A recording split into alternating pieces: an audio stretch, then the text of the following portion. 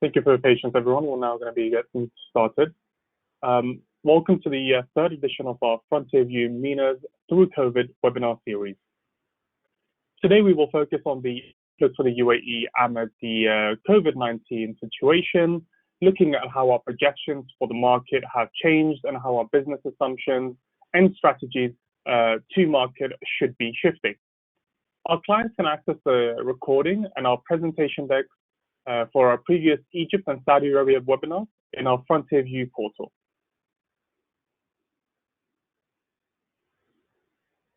For those of you who are new to us, Tucker Frontier is a research and advisory firm that analyzes developments in the external environment, as well as the macroeconomic, socio-political, regulatory, and industry dynamics to help senior executives understand the outlook for their industry, as well as pressure testing their assumptions and strategies and adjust the commercial execution plans as necessary.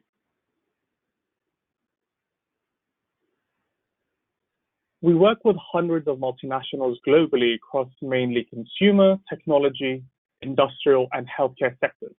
And we'll be bringing you insights from not only our analysis, but from the vast executive base we work with as well.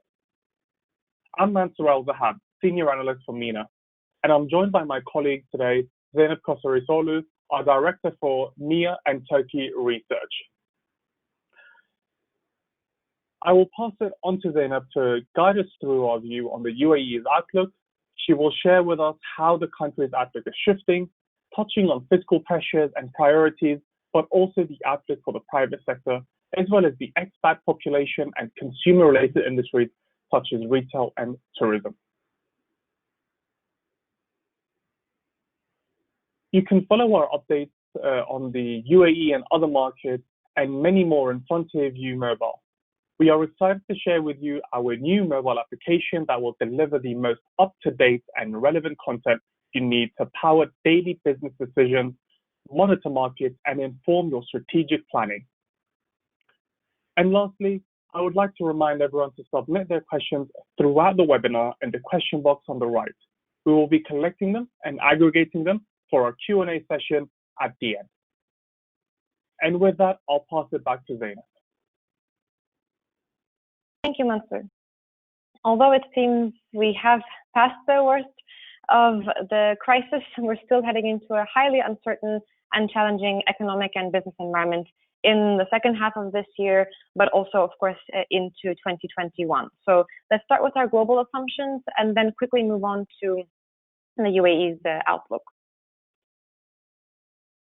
First things first, from a virus perspective, looking at the recent news, of course, we are seeing that the likelihood of a vaccine to be discovered this year has significantly increased. Some of the latest prominent announcements coming from Russia, China, the US, and the UK. But we want to keep our expectations cautious. The safety and efficacy of the very early vaccine discoveries will be quite unclear. And we believe getting to a level of mass distribution past just the vaccination of high-risk populations will still take us to 2021. Also, of course, considering creating herd immunity and through the potential for repeat vaccinations that are needed. A lot of this will still, we believe, take us through to 2021, middle of next year, for us to be able to evaluate the existence of a widely accessible vaccine. And in the meantime, we do expect infections to continue throughout the winter, but we don't expect a simultaneous lockdown of major economies as we have experienced in April, May of this year. There will be localized, sporadic mobility restrictions and maybe lockdowns that occur in certain cities, certain parts of various countries across the world, but these will not be repeated simultaneously across the major economies, which of course is very important for export-oriented countries like the UAE, for example, to be able to adjust their exports and also, of course, evaluate the outlook for tourism. The reason that we will not see that simultaneous second wave across the world is because of the ongoing travel restrictions or regulations around travel that will prevent that mass second wave across the world. But this also means that propensity for travel and actually tourism to improve will also be delayed.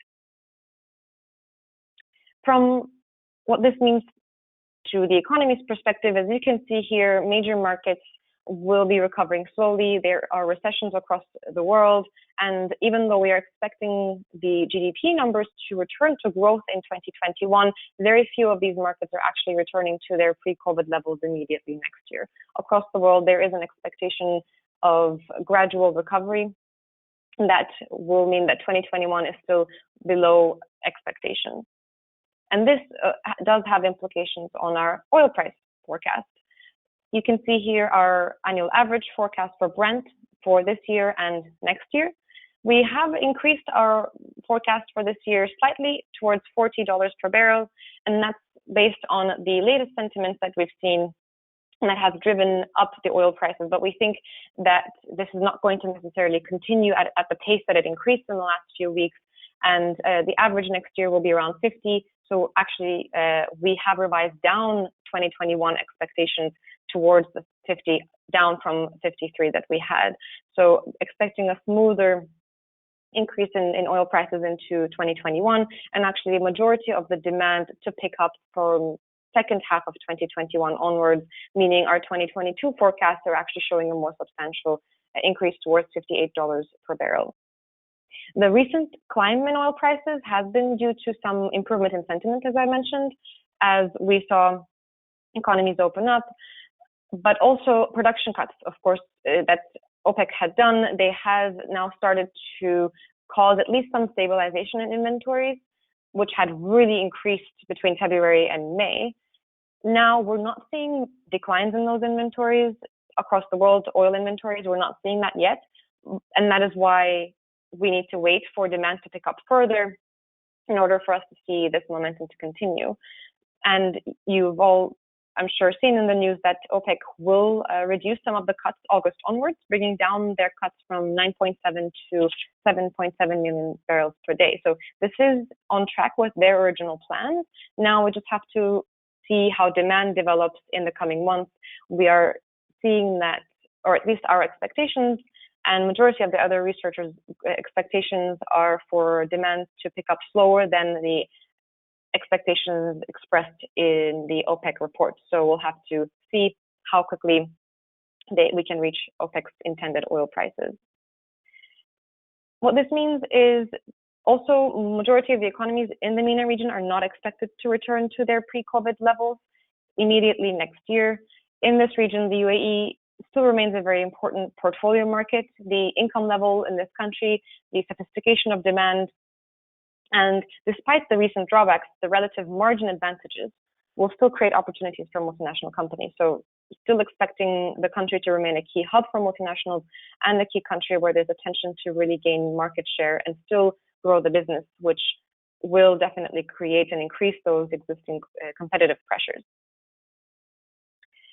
So any business that really aims to grow in the MENA region and across even the EMEA region, of course, really can't deprioritize the UAE, but it is going to become more challenging to win in this market.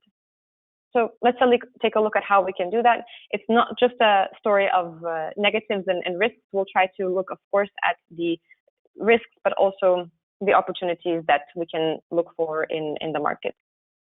Now, the UAE is one of the most diversified markets in the GCC, but the drop in both taxes and fees, the revenues that come from that side of the revenue stream, and oil have coincided with that COVID-19 hitting the country's main sectors, such as tourism. So there is going to be, unfortunately, pressure on all fronts of the economy. As you can see, we have revised down our forecast in line with all other revisions we've had to make to the markets in the region after COVID. Here, the dark columns that you can see are our post-COVID revisions, and we are expecting around a 6% contraction in the economy in 2020 and a gradual increase in activity in 2021 to 3.7% growth based on slightly improved travel, consumer confidence, and some of the normalization of project expenditure and manufacturing. So the pace of this uptick will also depend on whether Expo is held in 2021 and the level of attendance there. But there is still growth expected to return in 2021. The confidence levels for international travel and large gatherings like Expo in 2021 is at this point very difficult to forecast, but we'll all have to monitor it very closely to be able to see that level of attendance and opportunities that can be gained from Expo that could support the 2021 number further next year. When we look at the drivers of this outlook, we can start with the public revenue side. Very important. The clear pressure has, of course, been the drop in oil revenues. Oil still makes up around half of the public revenues in the UAE, much higher for Abu Dhabi, and more than half of Dubai's revenues do come from taxes and fees, which have also fallen either due to the exemptions that the government has implemented to be able to stimulate the economy, or simply just due to lower consumption taking place. So we have, on all fronts, a reduction in revenues. Originally, the smallest emirates, like you see here, Sharjah and Ajman, were planning on raising spending strongly. This will be complicated now with less room for support from the federal budget and overall just less spending power. Dubai and the federal governments were planning to spend around 2% higher this year. Not only this spending will be lower than expected, but the composition of the spending will also shift with this year's needs. You can see Abu Dhabi already expected a flat budget, and that seems quite realistic. If anything, we would probably see some declines there as well. In response to having these kinds of expectations and then being faced with especially the decline in revenues, the government has had to take some quite significant cost-cutting measures. We've seen that for example, in Dubai, we've seen 50% reduction in capital spending and announcements of delays to new public projects. We've also seen that the government entered a process to review all contracts to be able to see if there's any additional cost cutting that can be taken into account. They have suspended all new labor permits, majority of the new labor permits, and we've seen hiring freezes across the public sector as well, and just trying to look for ways to cut administrative spending. And these are short-term measures that the government has taken, but also there is this ongoing longer-term approach to public sector efficiency in spending. And the government is looking now for ways to accelerate that original restructuring plans to save future costs. And an important part of this is also digital solutions, which we'll come back to in a few slides. But the government has also tried to integrate these existing plans to increase using digital solutions to also feed this cost-cutting plan. And the reason for these cuts were, of course, to respond to lower revenues, but there was also a need to increase expenditures on other parts of the economy. Resources were allocated towards especially the health-related ministries, and new capacity was built for patients, testing labs. We've seen the UAE take a very strong approach to spending on healthcare to be able to not only test the strong parts of or let's say large parts of the population, but also to manage the spread of the virus and to ensure there's enough capacity for treatment. So we've definitely seen increased resource allocation towards this side. But at the same time, this is not enough, of course. There also needs to be some sort of spending or at least measures taken to stimulate the economy. We've seen various authorities take critical steps in Abu Dhabi, various exemptions that you can see here on fees, subsidized utility tariffs, looking for ways to reduce government overcrowding of the credit environment, so decisions to issue no further bonds, and also looking for ways to accelerate payments to the private sector to at least ease some of the credit crunch the payment crunch and the liquidity crunch that may exist in the private sector. Similar measures taken in Dubai. And then the central bank itself has also increased collateralized lending, for example, at zero cost, looking for ways to encourage lending by banks, especially towards real estate, actually. providing support on debt payments, reducing banking fees. So a lot of action taken to really support the economy. Has this been enough? It's very strong and it's a good plan that is well-rounded around the cost side and also on looking for ways to increase liquidity in the market. But unfortunately, as in other parts of the world, there's still pressure on the economy. There are various surveys, just a few sample ones here, that do show the severe pressures on the businesses and the unavoidable negative impact on the economy of this 2020 crisis. The level of demand drop has been severe, especially in tourism and major retail, which has been pressuring both small and large enterprises. But there is more stimulus on the way. Majority of the stimulus so far has been absorbed by the economy. You can see here that so far banks have accessed a large part of the support schemes that were offered by the central bank. A large part of these went to postponing loan payments.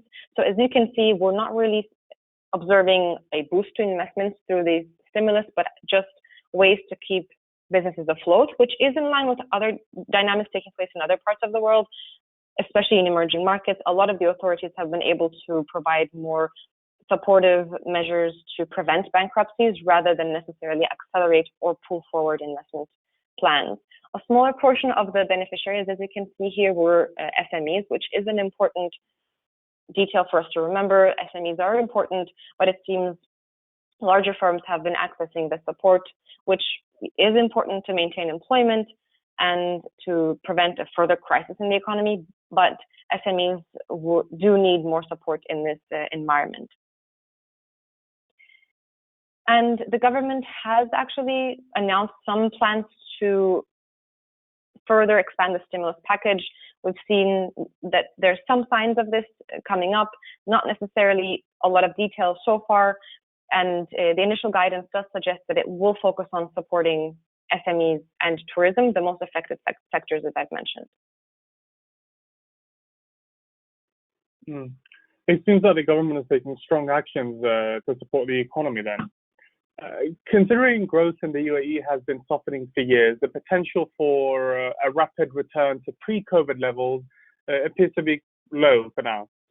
So let's pause for a moment here and see the demand recovery expectations for our clients. So if I could please ask to take a moment and answer the polling question appearing on your screen now. When would you expect demand to return to pre-COVID levels? We will give you a few seconds to respond anonymously, and we will be sharing the aggregated results in a few seconds.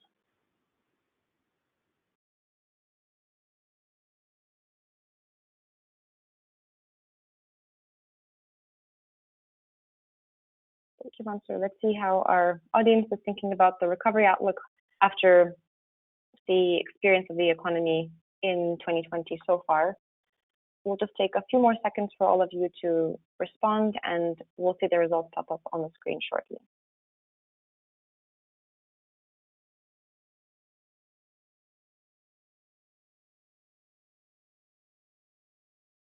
We can see from the results that are popping up are actually a lot of the executives and individuals on the line do have quite cautious expectations for demand recovery.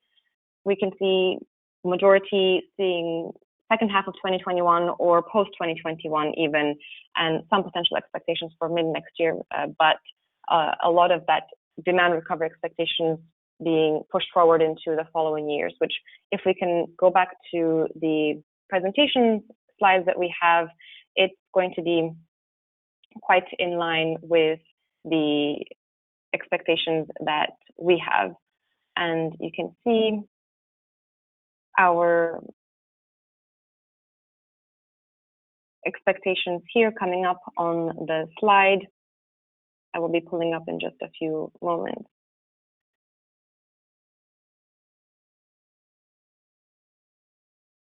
There we go. And you can see that our expectations across the portions of the economy are also more towards 2022 for a recovery in demand in this market.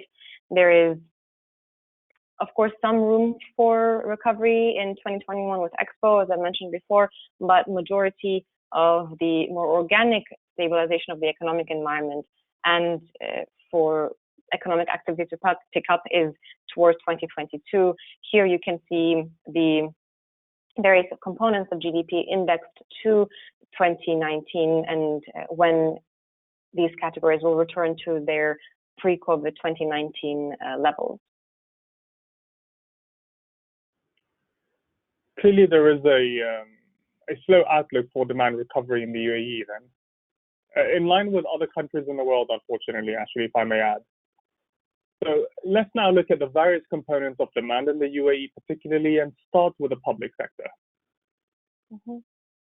And that's very true. Unfortunately, the story for the UAE is one of slow recovery, but that is in line with the rest of the world. And the UAE actually entered this period with existing dynamics of slowing economic growth already, and the government was taking action to bolster these softening market dynamics. So you can see some of the various projects here, and there are many other legal changes, or at least regulatory changes the government was trying to make to be able to stimulate investment.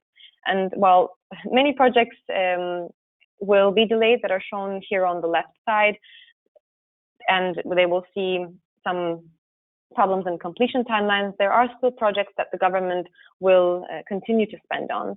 Any Expo relevant projects are still maintained, it seems, and energy sector investments, especially those into solar energy, are still prioritized.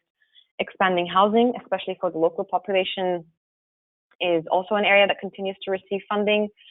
Being able to identify projects that continue to be prioritized by the government that have a more sustainable funding outlook will really differentiate commercial performance across businesses. There are still some spending taking place, but they're going to be, of course, fewer and more difficult to identify. So engaging with officials and customers on an ongoing basis is going to be very critical.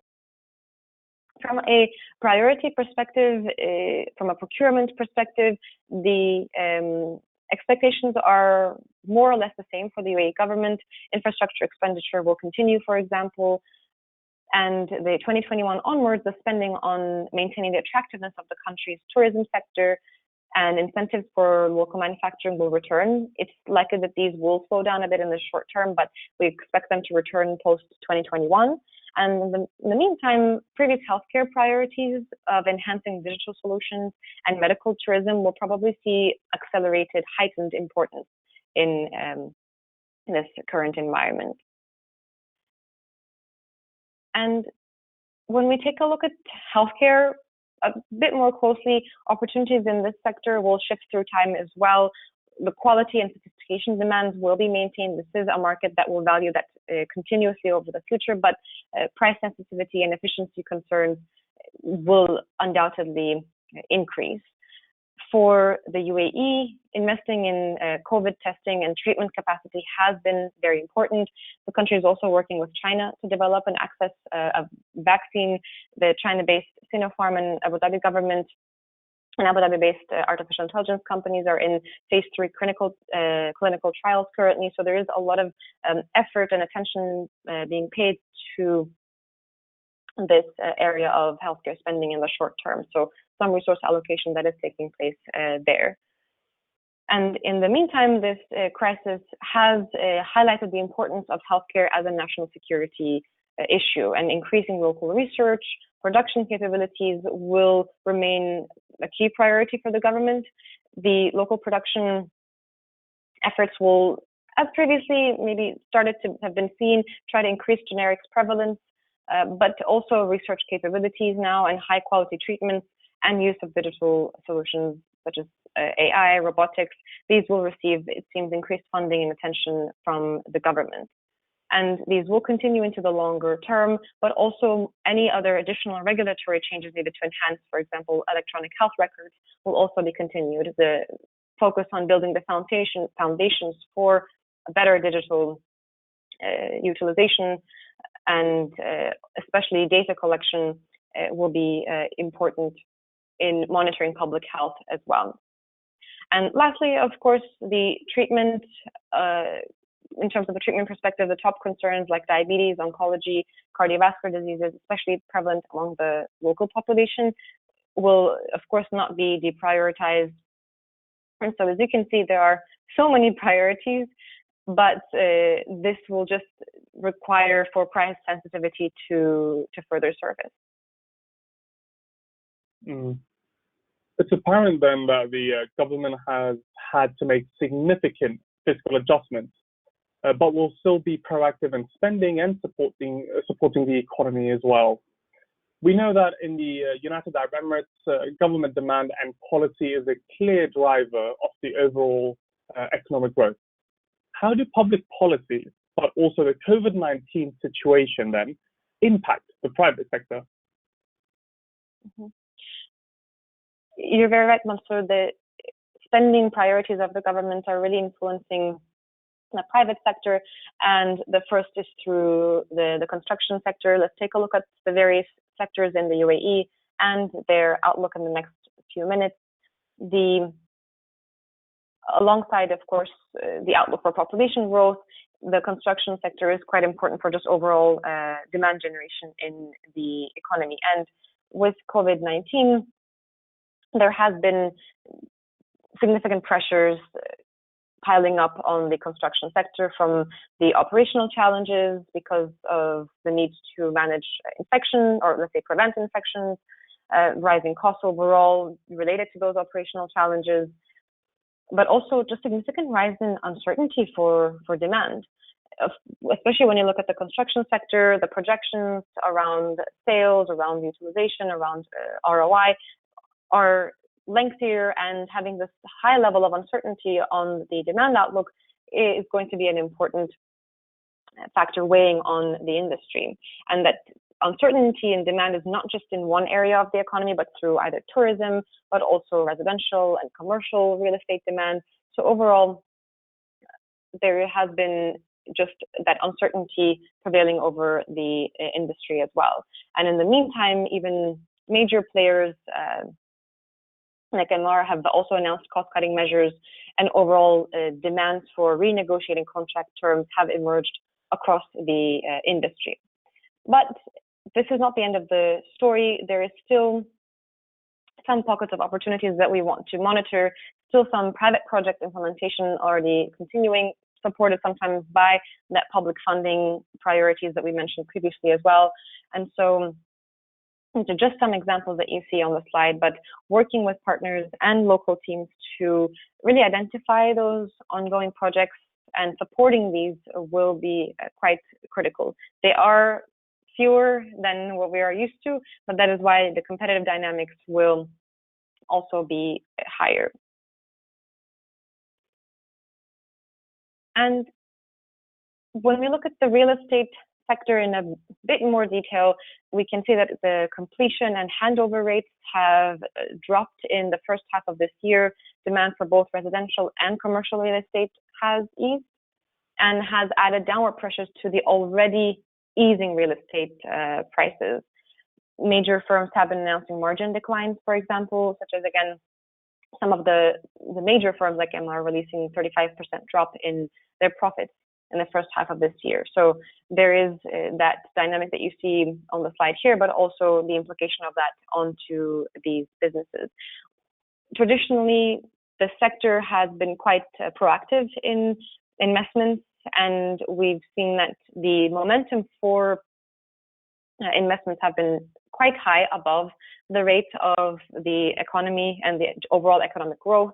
We will be monitoring how now, with this level of impact on the industry, there is potential for some of that activity to slow down, for businesses to start to wait a little bit for that supply to be kind of released into the market, to be sold before they can go ahead with major new plans. But especially when we look at some of the more residential focused, local population focused expenditures, and some malls in other parts of the Emirates, for example, in Sharjah, they do seem to be going ahead for, at least for completion of existing projects.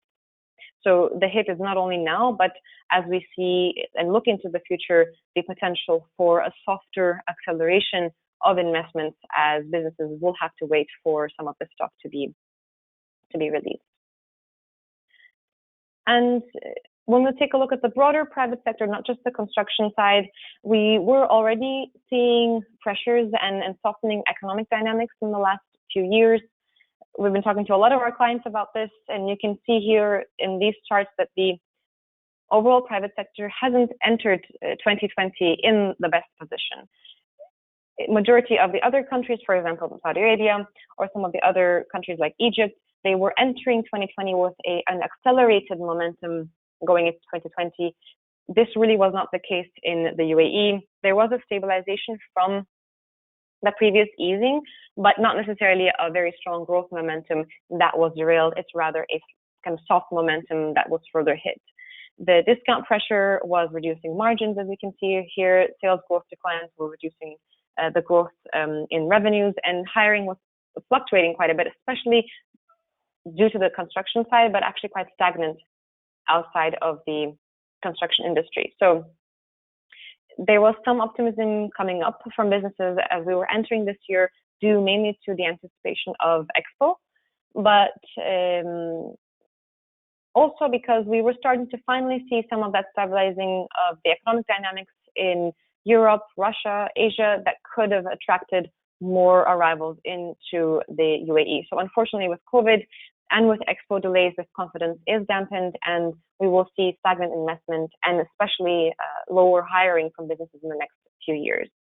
We should also anticipate some consolidation among the businesses and a shrinkage of the SME space as well.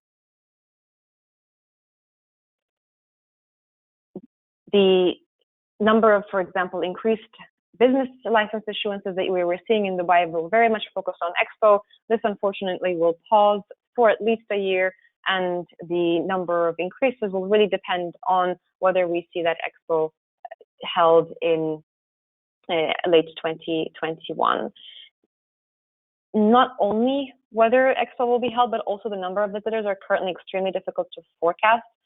Some signposts that we should be watching for Expo are the evolution of tourist arrival regulations in the UAE from now until at least early 2021. There are continuous changes that are taking place that kind of make it easier for tourists to arrive, but also we should be monitoring the arrival regulations of especially countries like the UK, the US, and Asian countries, as this will also impact the propensity of tourists to travel into the UAE and risk any kind of self-quarantine that they might need to do when they return to their home countries.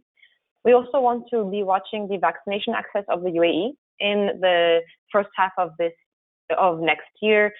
Of course, it's not just about whether the UAE has access to vaccines, but the whole world. Unfortunately, especially in Asia, where majority of the largest pavilions in Expo were from and the visitors were expected. So those two are going to be very important. And just a reminder that our base case does not assume massive vaccination availability for the world until middle of next year. So we are in quite a risky timeline currently. The next 6 months will really show us whether the government will see that they want to take the risk of holding Expo next year, and the benefits will really be realized as they intended. And regardless of the decision, or let's say regardless of the vaccination availability, the more of the benefits of Expo will actually take place in 2022 rather than immediately once Expo begins in late 2021. And alongside Expo, the government was still looking at easing the existing pressures on businesses. Some of the previous challenges of delayed payments will unfortunately still stay with us, and actually can influence the pricing and payment behavior of your partners in the country.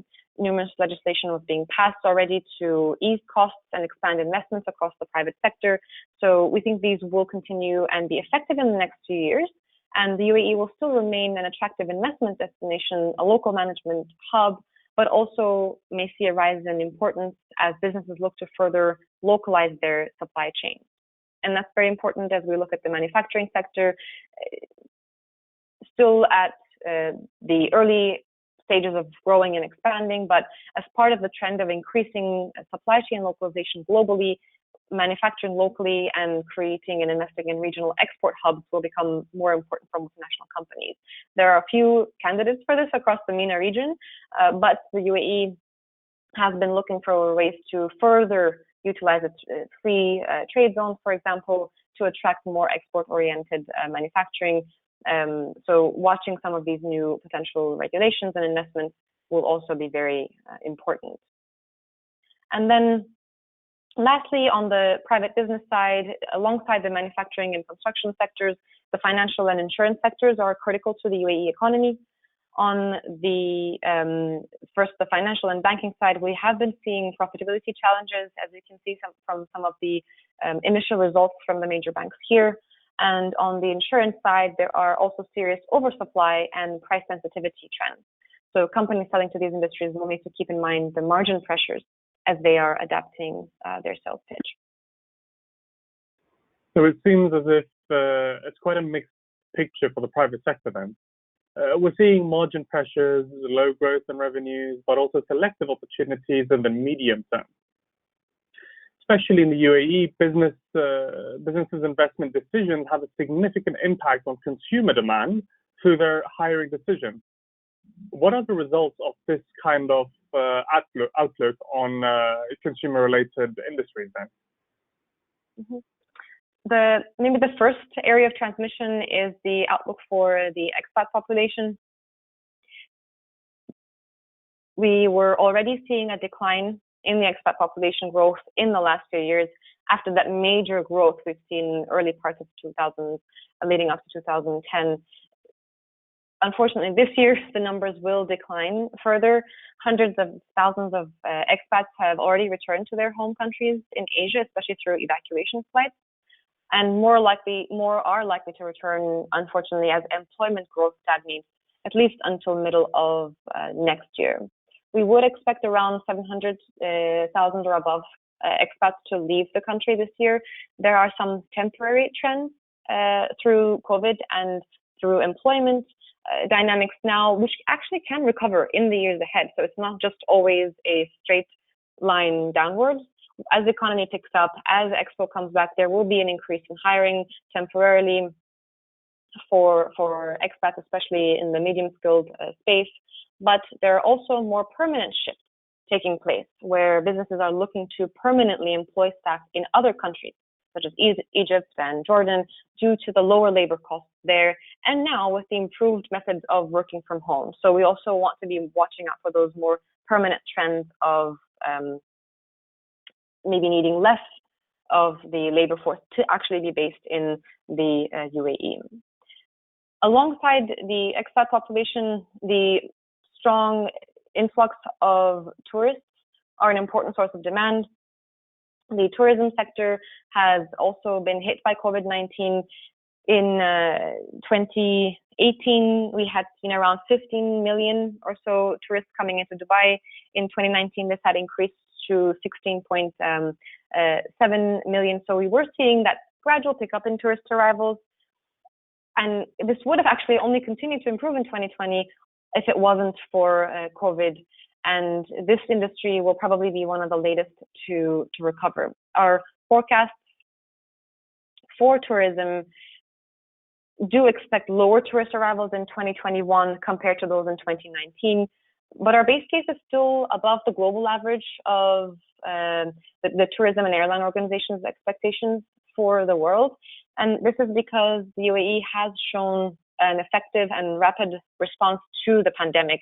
It has shown clear oversight of government in terms of the implementation of social distancing guidelines, and it provides relatively higher quality and luxury accommodation that can allow for private holidays as well. So a bit better than the global average, we believe, in terms of the pace of return of tourist arrivals, but still an important level is lower in 2021 versus the 2019 figures, the pre-COVID figures.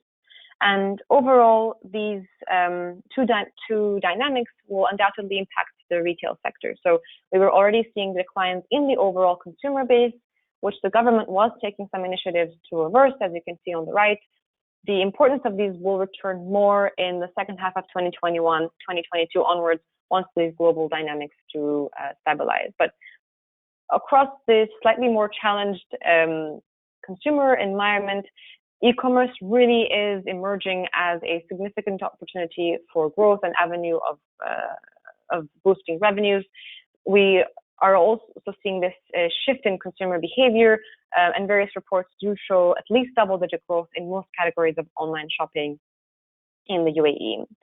We've seen that boost mainly because of the existing infrastructure relative to other countries in the region, very much needed under COVID-related lockdowns. But we believe the e-commerce channel prevalence is here to stay. We have seen strong performance already from some of these major players, but also you can see here from the surveys on the right that there is, at least in the short term, not that much improved confidence yet in being able to return to the pre-COVID kinds of shopping behavior and just overall activity. And so in the short term, we still believe that e-commerce prevalence is going to remain very important, but also in the long term. The UAE is a country where the infrastructure is very much useful and developed for e-commerce to grow even better. Of course, more investments are needed, but it's very much in a better position than many other Middle East and North African countries. And the consumer base provides us with a high concentration of high-income individuals that do have a propensity to be able to access that online sales environment. Now, we do want to be watching that online consumer behavior as we try to access these consumers, and really understanding the consumers is going to be much, much more important as we try to capture this e-commerce opportunity. Zainab, let's pause here for a moment and see how our audience is viewing the online opportunity. Those of you on the line, please respond to the polling question appearing on your screen right now. 2 years from now, what percentage of your sales are likely to be coming from online channels? This will vary significantly across industries, but let's see if we can potentially observe a general trend. So please take a moment to answer the question online.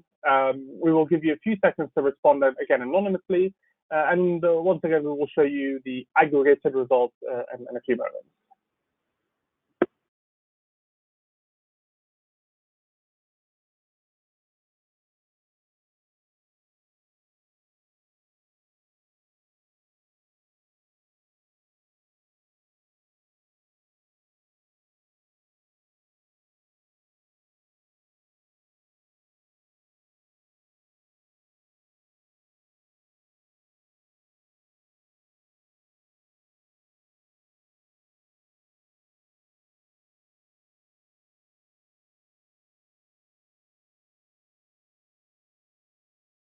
And it seems there is still some cautious expectations on the outlook for e-commerce creating an important channel. This, of course, does vary across the industries that multinational companies may be operating in. There are some of you who do believe that more than a significant portion, at least more than a third, will be based on e-commerce, but still quite a few of us are expecting less than 10% of the sales to be coming from the e-commerce channel. So it's going to be very important to take proactive action to grow this channel. What we've seen in other parts of the world is not waiting for the market itself, but actually a lot of businesses taking their own action, as we'll see in the presentation slides that are going to be coming up now, that we want to be taking that additional investment and attention towards that e-commerce channel to grow it. And this is what we've seen across the world.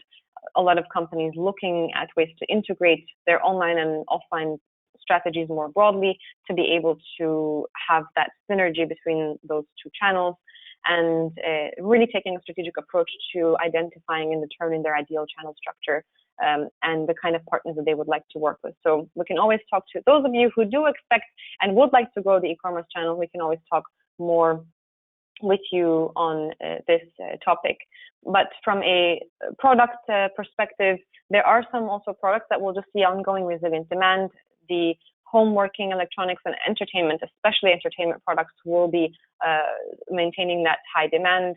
We do see UAE, compared to many other countries in the world, the propensity or the willingness to go back to offices has been relatively quick, but home entertainment is likely to stay with us. And then, of course, some potential demand on, again, consumer durables on the home side. And the luxury side, we believe, will remain resilient, but it is important to remember that this is also going to be more focused on that stagnant local population right now, not through a very strong influx of tourists on that side. So overall, we do expect a relatively mixed outlook for the UAE, risks and challenges ahead, but a few opportunities that we believe are going to be important for us to monitor. Mm-hmm. So let's talk a bit about how we can capture these opportunities and start by asking our audience what they are willing to invest in the UAE for.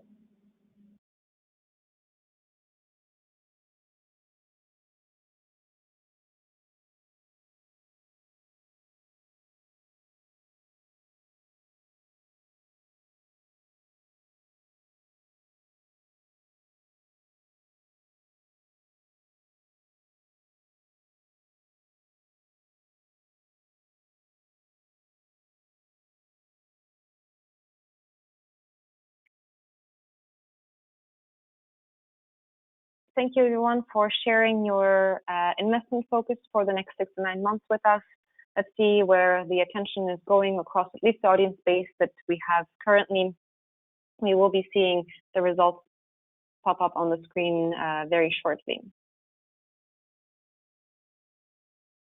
And there is still, despite relatively lower expectations on e-commerce, there's still some investment that companies would like to put into the e-commerce channel, it seems, which is, I think, in line with the kind of advice that we have been sharing with our client base. It really depends on the businesses that their willingness to grow that channel, to attract consumers to that channel, and to really gain some of the opportunities there. And then online marketing, regardless of whether we want to be seeing a direct boost on revenues on that channel, that online marketing is going to be important, not only for B2C companies, but increasingly for B2B as well, as just more people are spending time online. And these are actually in line with the general actions that we want to share with you, as they will come up on our presentation slides very shortly. Now, just to summarize, we do see an outlook of moderate growth, margin pressures, and at least for a year or so, stagnant population and economic dynamics. So overall, we want to be adapting the business model for the future to evaluate some cost-effective solutions that will also support the margins of our business in the medium to long term. There is also a lot of channel strategy evaluation taking place across multinational companies and evaluating how they would like to use the UAE. Also, not only in terms of accessing the UAE market, but also across the rest of the region. There's a lot of prioritization of digital transformation, not in terms of only solutions externally, but also internally to really generate those cost efficiencies. But new payment solutions, subscription options, anything you can think of around that offering that you want to adapt to that existing soft client customer base will be very important. Key thing is to invest in scenario building. We will be sharing with you our scenarios for the UAE in our upcoming report, but also to tie into your business strategies, forecasts around Expo, around global vaccination timelines, around travel propensity. All of these are very uncertain factors that local teams will really need to build some existing scenarios now to be able to prepare for these various outlooks that the country may actually have. And overall, we're seeing companies focused on strengthening their supply chain, evaluating the opportunity cost and risks of local manufacturing, and a lot of focus on manager training, because this is now more and more important in terms of expanding the skills base of local teams, but also on motivation, as this is going to be an important factor to really consider as we look to incentivize local teams to perform well in a very, very difficult environment. Not to mention, of course, closely monitoring receivables risk and supporting in any way we can the evaluation mechanism that our partners have to monitor their receivables and to determine if they would like to continue with their customers, to determine what kind of actions they would want to take to support their own financials, but also maintain these end customers. So overall, a very long set of actions to take, but it seems a lot of those of you on the line are also taking some of these, and if not more, and we'll be happy to talk to all of you individually about them. Thank you, Zainab, for the very thorough and detailed outlook on the UAE. Now we'll look at some of the questions we've received throughout the session. Unfortunately, due to the time, we can only potentially answer one of the questions, and one of the common ones is as follows. The UAE has been suffering from weak confidence for a time, as you pointed out. So how would you draw its outlook moving forward? What should we keep in mind looking ahead into 2021? Yes, this is a, I think, very important question. We have been hearing a lot of worried questions, concerned commentary across our client base, but also across the businesses that we speak to in the country. There has been a fear around the outlook for the country. There are, of course, additional risks that will be put on the UAE market through this dampened kind of travel environment, oil price outlook. But actually, some of the new trends that have been popping up are in the sweet spot of the UAE. If you think about increased digital solutions, there is definitely that infrastructure and prioritization from the government. If you think about e-commerce, again, very much, if it's not an opportunity in the UAE, where else is it in the MENA region? That would be difficult to determine.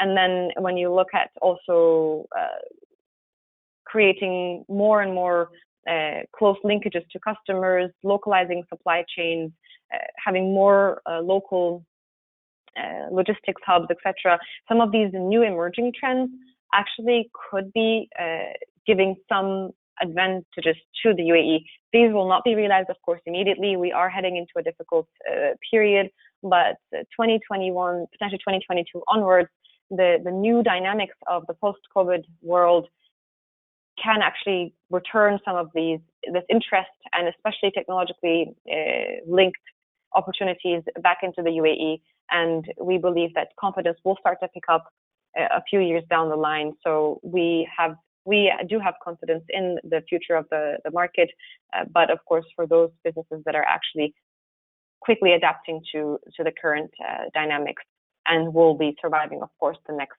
year and a half of dampened economic outlook. Excellent, thank you. So we're now nearing the top of the hour, so we will conclude our webinar here, but we will make sure to answer all of the remaining questions via email. You will also be receiving the recording and our presentation deck at some point tomorrow. So I'd like to end it by thanking you all for joining and wishing you a very good week ahead. Thank you and goodbye.